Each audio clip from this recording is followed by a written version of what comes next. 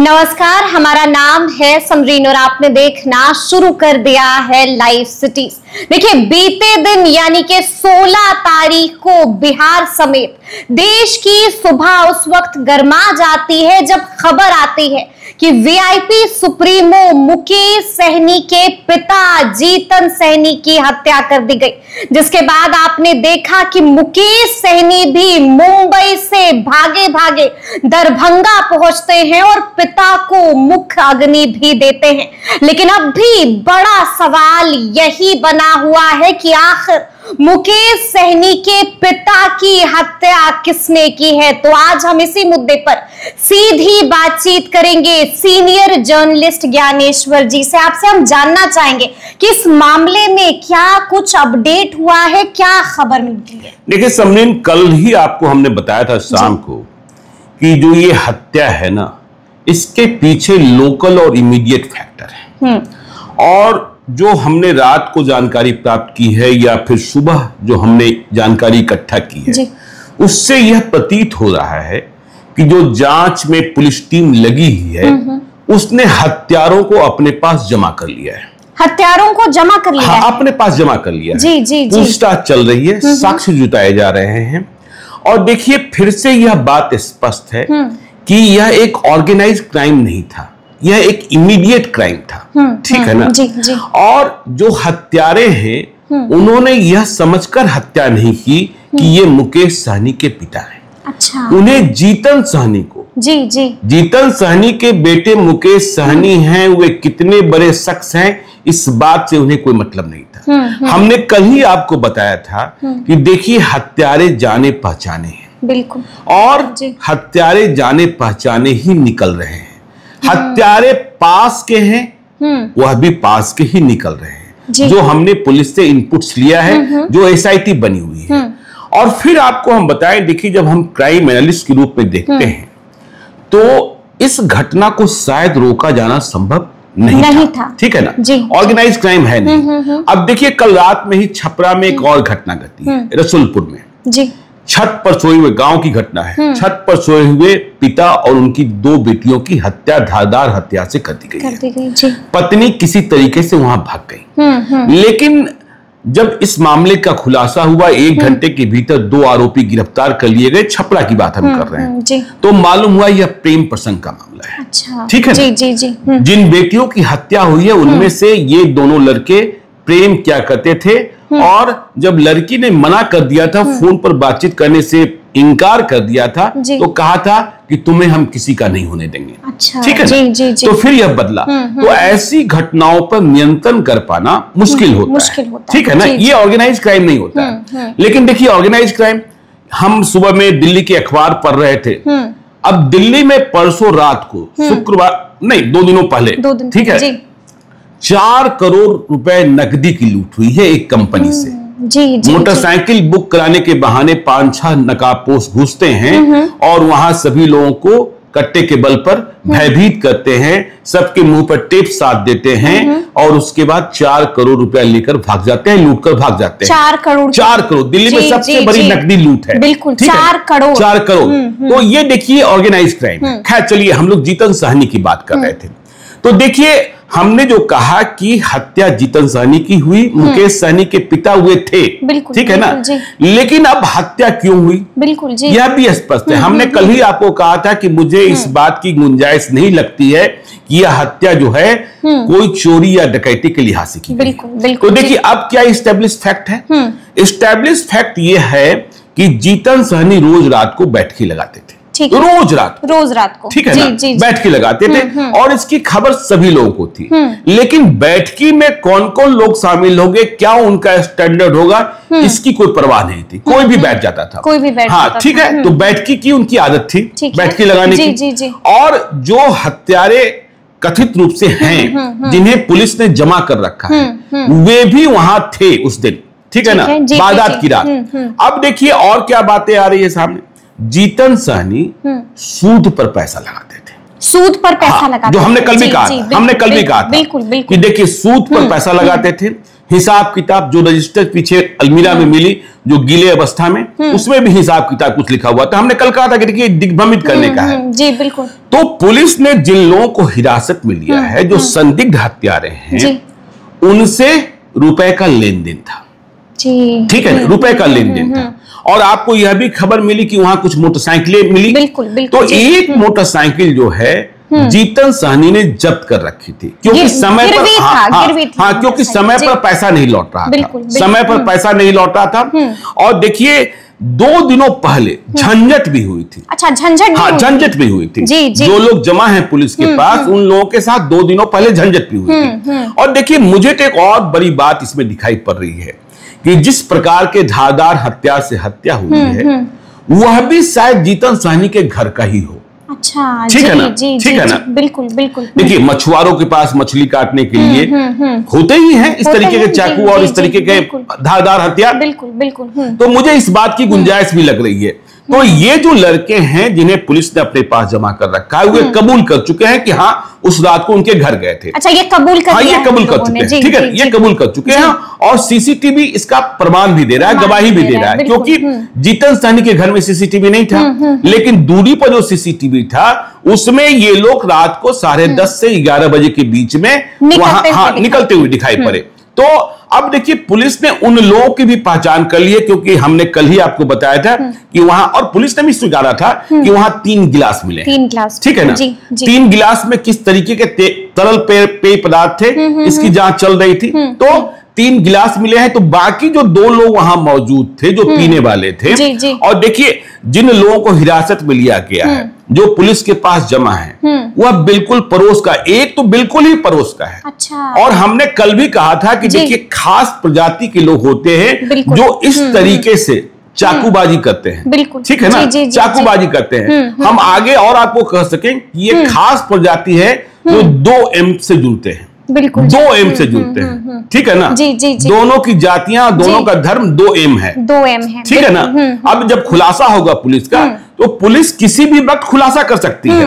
और देखिए कल रात में अंत्येष्टि हुई, मुखाग्नि मुकेश सहनी ने दी। मुकेश सहनी के पिता की हम बात करें तो जीतन सहनी की एक हसरत थी। अच्छा। देखिए मुकेश सहनी तो बहुत बड़े आदमी हो गए। मुकेश सहनी के छोटे भाई संतोष सहनी अभी अविवाहित हैं, और पिता चाहते थे कि खूब धूमधाम से संतोष सहनी की शादी हो। इसके लिए मतलब अच्छी लड़की तलाशी भी जा रही थी, और जीतन सहनी ने बहुत कष्ट से जिंदगी गुजारी थी। बिल्कुल। हाँ, देखिए बिल्कुल मामूली आदमी थे, मछुआरा थे, मछली मारा करते थे, मछली बेचा करते थे। फिर जिंदगी में लगा कि नहीं, जिंदगी में कुछ और कमाने की जरूरत है, तो उन्होंने चाय नाश्ते की दुकान खोल ली थी। ठीक है ना? बच्चों को पढ़ाना चाहते थे, लेकिन मुकेश सहनी के सपने में कुछ और था। मुकेश सहनी 8वीं कक्षा में घर छोड़कर भाग गए, पता ही नहीं चला कहाँ हैं, मुंबई चले गए। फिर अपने मेहनत के बल पर वे बड़े आदमी बन गए, और जब वे गांव वापस लौटे थे तो फिर, और देखिए जीतन सहनी की बात करें, उन्होंने एक गौशाला भी खोल रखा था। अच्छा, गौशाला भी खोल रखा था। और गरीब लोगों को और बूढ़े लोगों को, मतलब जो बच्चे थे, जो बूढ़े थे, उन्हें मुफ्त में दूध दिया करते थे। मुफ्त में दूध दिया करते थे। ठीक है, सूद का कारोबार करते थे, यह दूसरी बात है। शादी विवाह में देखिए जब बड़े आदमी बन गए, बेटा भी बड़ा आदमी बन गया, पैसा आया, तो वह सामाजिक कार्यों में भी हिस्सा लेते थे। लेकिन हाँ, सूद, और देखिए सूद पर पैसा, फिर देखिए गांव में क्या होता है, चक्रवृद्धि ब्याज की तरह से पैसा बढ़ता जाता है। ठीक है ना? 100 रुपया कब 1000 रुपया हो जाता है, 1000 रुपया कब लाख रुपया हो जाता है। और जब पैसा देने की स्थिति नहीं होती है तो संघर्ष बढ़ता जाता है, जो इसमें भी दिख रहा है कि 2 दिनों पहले झंझट हुई। यह कहा गया हम बता देंगे, मोटरसाइकिल जब्त कर ली गई।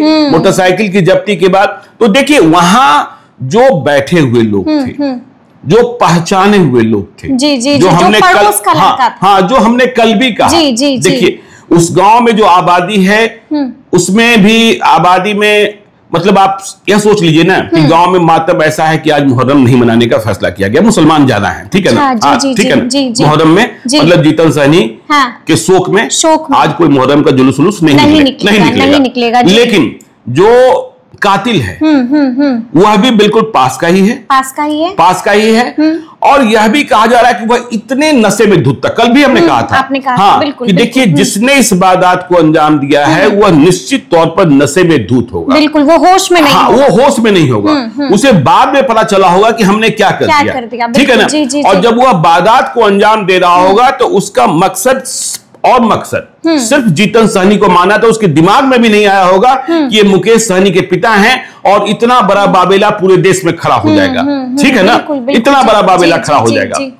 देखिए हमने कल भी कहा था आपको कि जीतन सहनी अपने धुन में रहते थे, मुकेश सहनी की बात भी नहीं माना करते थे। मुकेश सहनी को पता था उनकी कई आदतों के बारे में, और मुकेश सहनी चाहते थे एक अच्छे बेटे की तरह कि वे मेरे साथ रहें, मेरे साथ चलें, लेकिन उन्हें गांव ही अच्छा लगता था। पत्नी गुजर गई। देखिए मुकेश सहनी का जो इतना बड़ा कद है वह उनकी मां के श्राद्ध कार्यक्रम से बना, अच्छा, ठीक है ना। जी, जी। मुकेश सहनी जब मुंबई में बड़े आदमी बन गए, वे गांव आए, तो गांव वो छठ के वक्त आते थे, अच्छा, ठीक है ना। जी, जी, जी। तो छठ में छठ घाट की सज्जा के लिए कुछ लड़के पैसे इकट्ठा किया करते थे, चंदा मांगा करते थे। तो वो चंदा मांगते मांगते मुकेश सहनी के पास पहुंचे, ठीक है जी। मुकेश सहनी से शायद 1100 मांगा या 500 मांगा। मुकेश सहनी ने इतना दे दिया कि पूछिए मत, और यह भी कह दिया कि भाई अगली बार से पैसा मांगने की जरूरत नहीं है किसी से, मुझसे ही पैसा लेना और छठ घाट की सज्जा और अच्छे तरीके से कर लेना, हाँ कर लेना। जी, जी, इसके कई वर्षों बाद मुकेश सहनी की मां का निधन हुआ, ठीक है ना। तो श्राद्ध कार्यक्रम का आयोजन होना था, तो हुआ कि श्राद्ध कार्यक्रम का आयोजन कैसा हो, बिल्कुल। तो मुकेश सहनी ने कहा कि ऐसा हो जैसा पहले कभी नहीं हुआ हो, अच्छा, ठीक है ना। जी, जी, जी। तो लोगों ने कहा, जीतन सहनी की शादी समस्तीपुर जिले में हुई थी, तो लोगों ने कहा कि देखिए पुरखा मतलब कई 100 साल पहले लोगों ने कहानी सुनाई, समाज के लोगों ने, कि तब इतने गांव का 44 गांव का या 45 गांव का श्राद्ध हुआ था, मतलब उतने गांव से लोग आए थे, न्योता बांटा गया था। तो मुकेश सहनी ने कहा उससे बड़ा भी होना चाहिए, अच्छा, ठीक है ना। जी, जी। तो कोई मतलब ऐसा हुआ, और फिर उसी श्राद्ध कार्यक्रम में मतलब मछुआरों में, सहनी में यह बात फैली कि कौन लड़का है अपने समाज का, अच्छा, जो इतना बड़ा आदमी हो गया है, इतने बड़े श्राद्ध मतलब माँ की संवेदना में इतने बड़े श्राद्ध कार्यक्रम का आयोजन कर रहा है। फिर मुकेश सहनी तो हेलीकॉप्टर से ही उड़ने लगे। मैं पूछता भी था कि आप हेलीकॉप्टर से क्यों उड़ते हैं, पैसा है तो इसका मतलब क्या है। तो उनका कहना होता था कि देखिए मैं जब हेलीकॉप्टर से उड़ता हूँ, अपने मछुआरा भाइयों के पास जाता हूँ, तो उन्हें लगता है कि हाँ कोई आया, मेरा भी कोई बेटा है, मेरा भी कोई भाई है, जी, जी, जी। जो देश के बड़े नेताओं की तरह और देश के बड़े अमीर जो लोग हैं उनकी तरह हेलीकॉप्टर से उड़ता। खैर, तो जीतन सहनी में जो शामिल हैं उनका राज आज खुल जाना चाहिए, आज राज खुल जाएगा, हाँ आज राज खुल जाना चाहिए। देखिए कल रात को दरभंगा के एसएसपी ने जो हम कह रहे हैं वही कुछ कहा भी था, और मुख्यमंत्री नीतीश कुमार ने सुबह भी डीजीपी से बात की है, सुबह भी डीजीपी से बात की। ऐसी खबर आ रही है कि मुख्यमंत्री ने सुबह भी डीजीपी से बात की है, राजविंदर सिंह भट्टी से, और कहा है कि इस मामले का उद्भेदन जल्द करिए, क्योंकि देखिए पूरे देश में, जो आपने प्रारंभ में ही कहा कि पूरे देश में हंगामा मचा है कि मुकेश सहनी के पिता की हत्या किसने की, जो देश के तमाम बड़े मछुआरा नेता हैं। कल हमने देखा कि जो अंतिम यात्रा थी उसमें उत्तर प्रदेश के मंत्री और वहां निषाद पार्टी के चीफ संजय निषाद भी आए हुए थे, ठीक है ना। अब जब तेजस्वी यादव लौटेंगे तो वो भी पहुंचेंगे, तो खुलासा तो आज हो जाना चाहिए। देखिए एक आदमी शायद अभी गायब है, एक आदमी अभी गायब, हाँ, क्योंकि जब पुलिस ने हंट शुरू किया तो वो गायब हो गया है, लेकिन उसके परिवार के कई लोगों को पुलिस ने अपने पास जमा कर रखा है और उसे हाजिर होना ही पड़ेगा, ठीक है ना। बिल्कुल, जी। देखिए आज मुहर्रम है, तो मुहर्रम को लेकर विधि व्यवस्था की भी थोड़ी समस्या होती है, इसमें भी पुलिस उलझी हुई है, लेकिन हत्यारे पहचाने जा चुके हैं, किसने हत्या की है, धारदार हथियार का पता चल चुका है, और फिर से मुझे यह लग रहा है कि ये हथियार भी, क्योंकि जो व्यक्ति वहां पहुंचा है वह बिल्कुल नशे में, ठीक है ना।